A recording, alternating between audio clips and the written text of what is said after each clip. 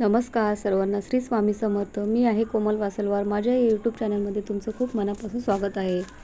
बघता बघता आपल्या महाराष्ट्रामध्ये सर्वांच्या घरी गणपती बाप्पाचे आगमन झाले आहे. गणपती बाप्पाच्या आगमनासोबत आता सगळ्यांना वेध लागले आहे गौराईचे. तर मग गौराईच्या सणासाठी काय करावे, काय करू नये आणि गौराईची आगमन कशी करावे हे आपण आपल्या या व्हिडिओमध्ये बघणार आहोत. व्हिडिओ जर आवडला असेल तर व्हिडिओला लाईक करा, शेअर करा, सबस्क्राईब करा आणि कमेंटसुद्धा करा. घरोघरी गणपती बाप्पा विराजमान झाले आहेत. आता महिलांची लगबग सुरू झाली ती ज्येष्ठ गौरी आगमनाची. गणपती बरोबरच गौरी 3 दिवस माहेरी येते. माता पार्वती आणि बहीण लक्ष्मी माहेरी पाहुणचारासाठी येते. सुगडांच्या तर कुठे मुखवट्या गौराई असतात. गौराईच्या विदर्भात महालक्ष्मी म्हटले जाते.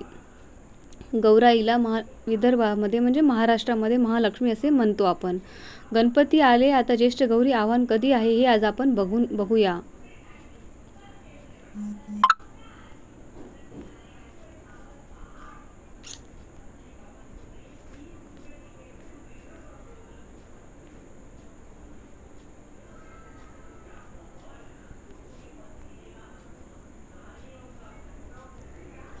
प्रत्येक घराघरामध्ये गौराईची तयारी खूप जोरात सुरू झाली आहे. वेगवेगळ्या फराळांची तयारीपासून ते दारात रांगोळीपर्यंत घरोघरी स्वागताच्या तयारीची चित्रे पाहायला मिळेल. यंदा 10 सप्टेंबर रोजी घरोघरी गौराईचे आगमन होणार आहे.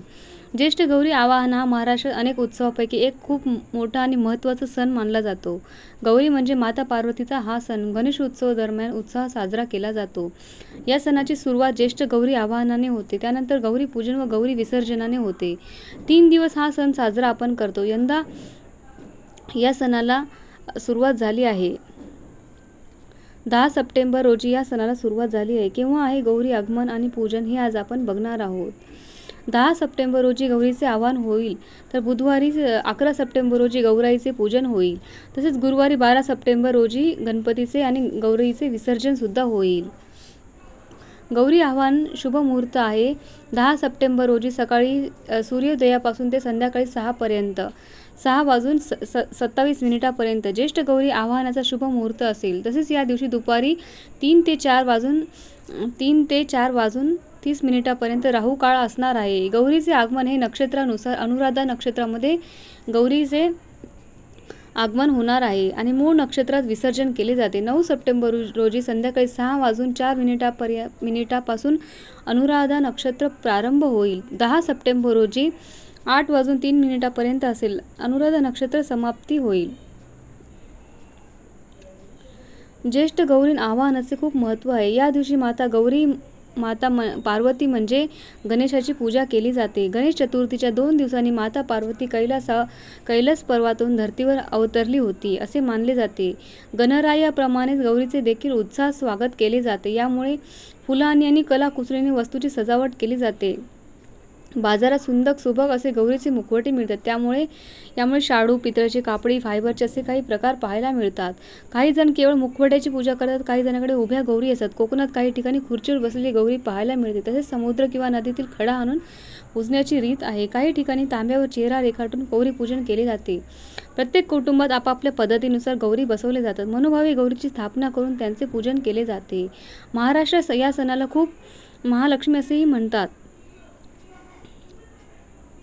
गौरीचे आगमन हे नक्षत्रानुसार होते. अनुराधा नक्षत्रामुळे गौरीचे आगमन झाले. मूळ नक्षत्रात त्यांचे विसर्जन केले जाते. पहिल्या दिवशी तुळशीपासून पावलापावलाने डोक्यावरून गौरींना घरात आणले जाते. यावेळी गौरी आली, सोन्याच्या पावलांनी गौरी आली, चांदीच्या पावलांनी गौरी आली, गाई वासरांच्या पावली गौरी आली, पुत्र पौत्रांच्या पावली असे म्हणत गौरीचे माहेर वाशिनीचे स्वागत केले जाते. त्यांना नवीन नवीन साड्या घातल्या जातात. दागदागिने घालून सजवले जाते. पहिल्या दिवशी गौरीला भाजी भाकरीचा नैवेद्य दाखविला जातो. दुसऱ्या दिवशी ज्येष्ठ नक्षत्राच्या गौरीचे पूजन केले जाते आणि गोडधोडाचे जेवण केले जाते. यामध्ये 16 प्रकारच्या भाज्या, 5 कोशिंबिरी, पूर्णच स्वयंपाक असे पंचपक्वान्न केले जातात. या दिवशी सवाष्ण आणि ब्राह्मणाला जेवायला बोलावले जाते. तसेच गौरींना लाडू, चिवडा, करंजा असे फराळाचे पदार्थ, मिठाई, फळे यांचा सुद्धा नैवेद्य दाखवला जातो. तसेच गौरीला विविध प्रकारची फुले किंवा पत्रे वाहिली जातात. सायंकाळी विवाहित स्त्रियांना हळदी कुंकू करून बोलवले जाते. तसेच कुटुंबाला सदस्य, नातेवाईकांना, मित्र-मैत्रिणींना गौरीच्या दर्शनासाठी बोलवले जातात.